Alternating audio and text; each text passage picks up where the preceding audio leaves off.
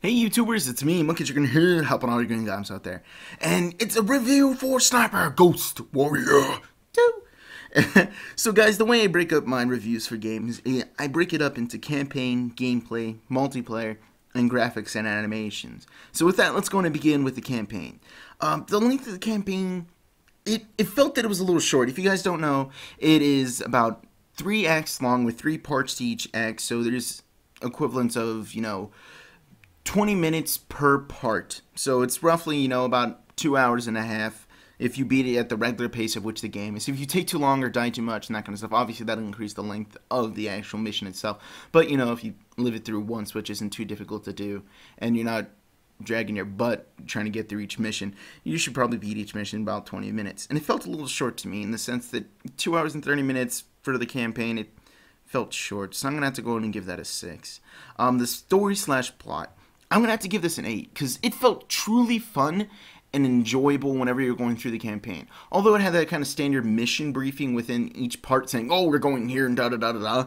But the core missions, whenever you were playing it and it was telling you what was going on and all that kind of stuff, that where I really enjoyed the storyline was the cutscenes and everything.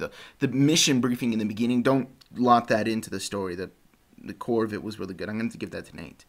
And the fun factor of this game, how much did I enjoy it? I gave it an 8. The campaign I enjoyed very much. It was quite enjoyable on the campaign because it was just sniper barrages, there were sneaky scenes, there was parts where you set up on a sniper's perch and just went ham on everyone. It was wonderful. The overall campaign, I'm going to have to give a 7.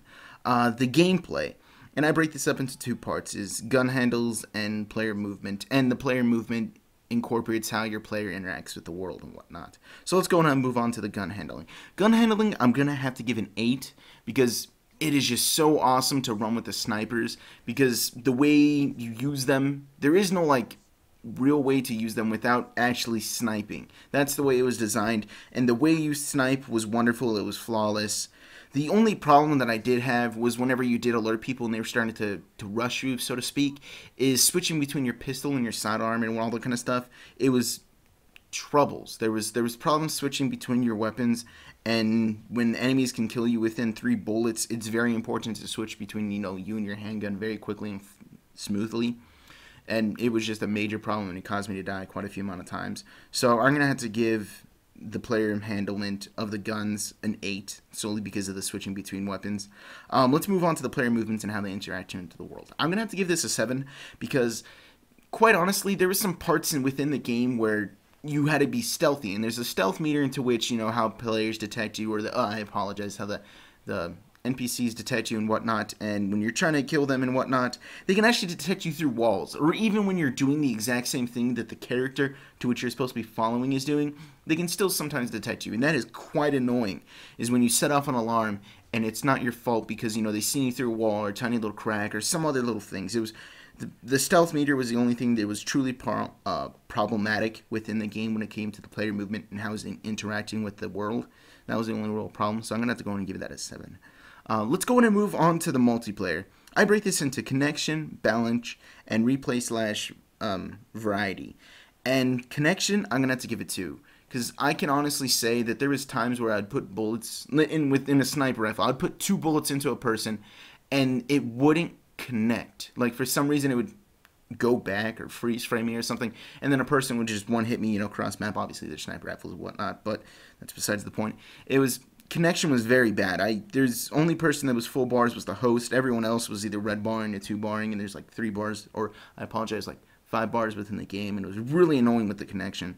I'm gonna have to give that a 2 because it was really bad.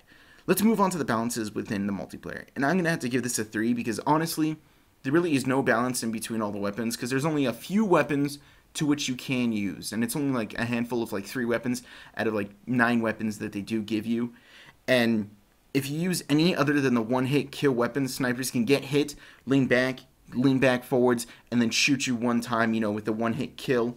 And even though it is suppressed, it's really easy to spot people because they show up on the map, and it's really bad. The weapons, there's only 3 weapons to which you can use, or else, the bullet drops too far, or it's really hard to control the not the recoil, but the way that the bullet falls within the world. It's really bad. There's only 3 weapons you can use, so I'm gonna have to give balance 3. And yeah, let's go and move on to the replay / variety of the game. And I'm going to have to give this a 1, because in all honesty, I played the multiplayer about like 5 games and gave up on the game, because there was only 2 maps to which you can play, and there's only 1 game mode, Team Deathmatch, and literally the maps are broken up onto 2 sides. Snipers on this side, your team on this side, the enemy team on this side. There's no rushing or moving because the middle of the maps are open or exposed, or there's small narrow passageways. So it's literally 15 minutes of you crouching around the area, smally head glitching, looking for people, and you have to lay down because if you stand up, your player sways like crazy and you can't shoot them. So it's pretty much you crawling around everywhere because you'll just get one-hitted out of nowhere. So in all reality, I really want to play the game much because there is no leveling up system or reward system to which you get rewarded for killing people or anything. It's just like a bonus thing that they threw within the game. So I'm going to have to give variety a 1. So the overall multiplayer of the actual game, I'm going to have to give it a 2. It was honestly not that enjoyable and I did not like it. Let's go ahead and move on to the graphics and animations. Graphics, I'm going to have to give it a 9. Enjoyed the graphics. It was so awesome. You would interact with bushes and everything around you, and they would actually brush up against you and move. And there was water scenes and all this crazy stuff that was just beautiful to look at. It was a beautiful game. I really liked the game. The animations were so awesome because if you didn't know, when you get kills with your sniper rifles at long ranges or headshots or collaterals or anything, it would go into these cutscenes where you would either follow the bullet, slow motion it. There was this one really crazy one where it would show from your third-person perspective behind your head, follow the bullet out the barrel all the way to the person, slow down right before it hits them, impacts, and then slows down on which he's getting the actual impact of the bullet and, die. It was beautiful. There was nothing more beautiful than blowing a person's head off. The animations were awesome. I'm going to have to give that a 10. So the overall graphics and animations, I'm going to have to give it a 9. So guys, yeah, overall rating of this game, I'm going to have to give it a 6. And this is the way I'm going to say it really quickly as I wrap up this spiel, is if you like sniping, if you really, now I'm going to have to take that back, if you love sniping, play this game. But only the campaign, and it's only going to be a brief thing, so get it used or borrowed from a friend or Redbox or anything like that. Don't buy the game for what it is right now. In all honesty, it's not really worth it unless you really, really love sniping, like I did. But still, I sold the game within 1 week of purchasing this game. Like as soon as when I'm recording this review right now, I'm actually going to be on my way to return the game because I already beat the campaign a few times, and the multiplayer is just not enjoyable. But the replayability within the campaign is still limited. So only get the game if you're going to enjoy it. So I'm going to wrap it right here before I keep on rambling on while you guys are just staring at this still. So like the video if you liked it, or if you found it helpful. Subscribe if you want to see more of my videos, and don't forget to tell your friends about me. And if you want to stay updated on all my videos and everything that I'm doing, follow me on Twitter. It's at xXMonkeyDragon. A link to it will be in the description. Well anyways guys, I'm Monkey Dragon. That's all I got. Peace.